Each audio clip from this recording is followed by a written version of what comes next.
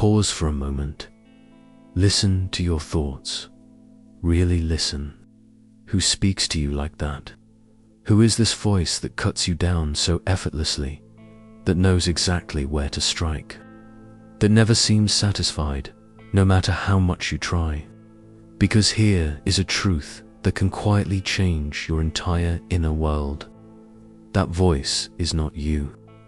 It was installed. From the perspective of depth psychology, self-criticism is rarely self-awareness. It is internalized relationship. You were not born judging yourself. You were not born attacking your own worth.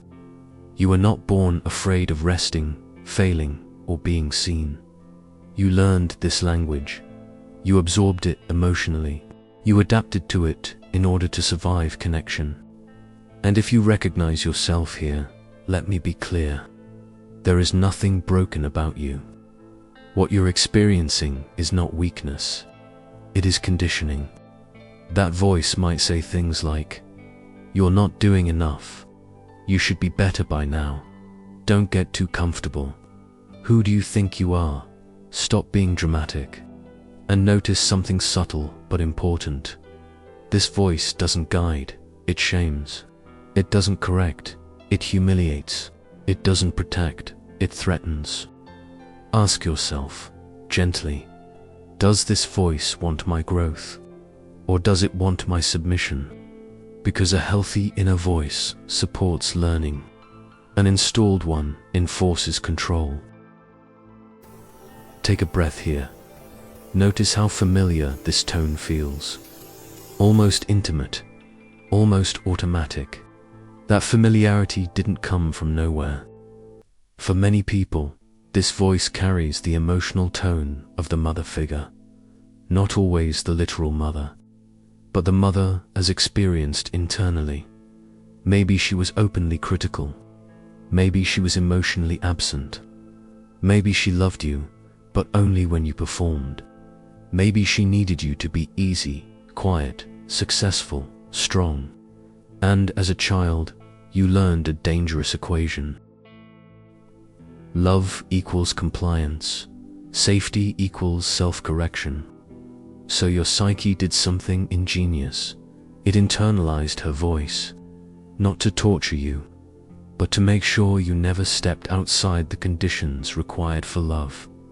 This voice began as protection. It only became a prison later.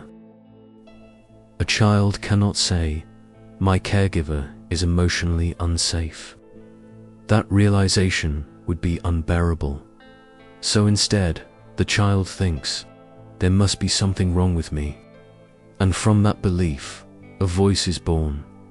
A voice that monitors you. A voice that preemptively attacks you. So rejection doesn't come from the outside. This is not pathology. This is adaptation. Psychologically, this voice becomes what we call a rigid superego, an internal authority that never sleeps, never relaxes, never celebrates. It does not ask how you feel. It asks why you're not better. And here's the cruel paradox. The more you try to fight this voice, the more power you give it.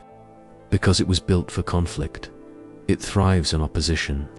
It does not dissolve through force. It dissolves through awareness. So, instead of silencing it, try this. The next time the voice appears, ask yourself quietly, when did I first hear this?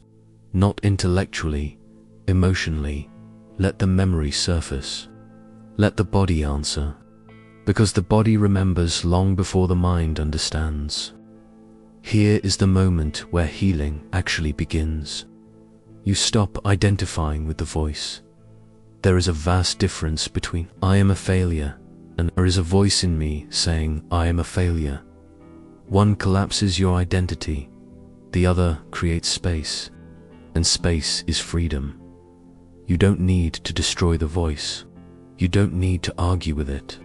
You only need to step out of it. When the voice arises, try this. Do nothing at first. Don't correct it.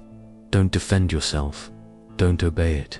Simply say internally, I hear you, and then add, but you are not who I am. Let that land. This isn't denial. This is differentiation. You are no longer inside the voice. You are witnessing it. If you attack this voice, it tightens. If you suppress it, it resurfaces louder. If you shame it, you reinforce its logic. Because this voice only knows one language: fear, and fear does not dissolve through force. It dissolves through safety. The child you were didn't need criticism. They needed regulation. They needed reassurance. They needed to know mistakes didn't equal abandonment. So now, something new begins. You become the adult voice inside. When the critic says, "You messed up," you respond, "Yes, and I am still allowed to exist." When it says, "You're not enough," you respond, "I don't need to be perfect to be worthy." This isn't positive thinking, it's emotional maturity. First comes awareness. This voice is not my essence. Then understanding. This voice was learned. Then authority. I choose how I speak to myself. And eventually, something unfamiliar but profound emerges. Inner quiet without guilt. No self-attack, just presence. Imagine waking up, and the first thing you feel is not pressure. No silent audit of your worth. No immediate calculation of what you failed to do yesterday. No inner voice scanning you for flaws before you even open your eyes. Just awareness, just breath, just being. Imagine starting the day without having to earn your right to exist. Imagine resting, truly resting, without the subtle anxiety that you should be doing more, without the background guilt whispering that stillness is laziness, without the fear that if you stop, you'll fall behind or be left behind. Imagine sitting in silence and not being attacked by your own mind. No punishment for slowing down, no self-contempt disguised as discipline, no internal threat that says, if you don't push harder, you'll become nothing. Now imagine making choices, not because you're terrified of failing, not because you're trying to avoid shame, not because you're desperate to prove your worth, but because something inside you feels true. Imagine choosing a path because it resonates, not because it's safe, impressive, or approved. Imagine saying no, without rehearsing an apology in your head. Imagine saying yes, without abandoning yourself to please others. Imagine effort that comes from clarity, not self-hatred.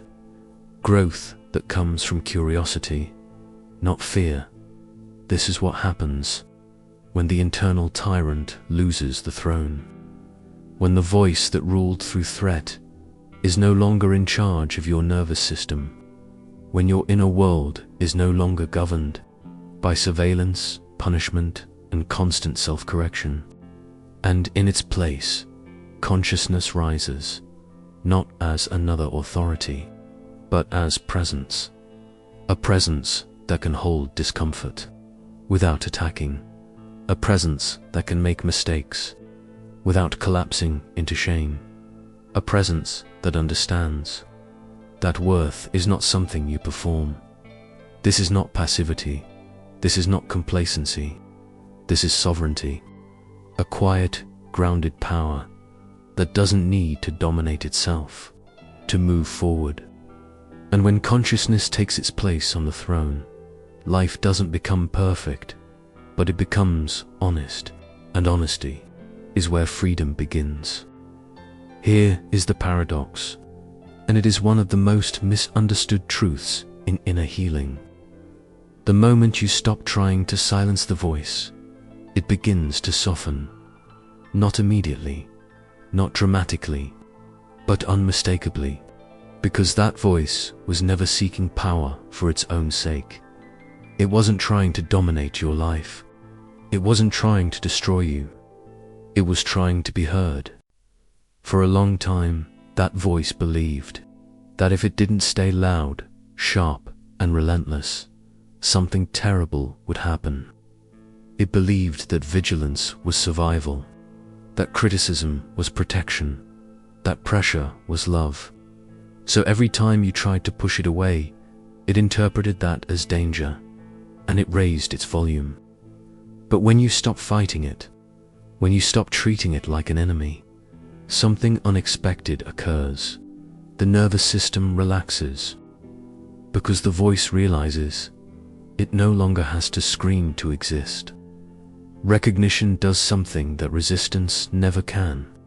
It tells the psyche, I see why you're here. And once the voice feels seen, it doesn't need to shout.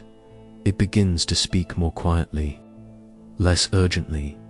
Sometimes it pauses, and in those pauses, space appears, not emptiness, but room. Room for choice, room for curiosity, room for compassion. Slowly, almost imperceptibly, the voice steps out of the center. It doesn't vanish. It doesn't get exiled. It integrates. It becomes information instead of authority, a signal, not a command, a memory, not a master. And in that shift, you are no longer governed by fear. You are guided by awareness. This is integration, not rejection, because what is integrated no longer needs to control, and what no longer controls finally rests. If this resonates deeply, it's likely because something in you is ready to stop living under internal surveillance, ready to relate to yourself differently. Healing doesn't happen alone. It happens in awareness, repetition, and reflection. You are not the voice that hurts you. You are the awareness that can hear it, and still choose compassion. True freedom is not the absence of thoughts. It is the end of believing every one of them. And when that happens, for the first time, silence doesn't feel empty. It feels like home.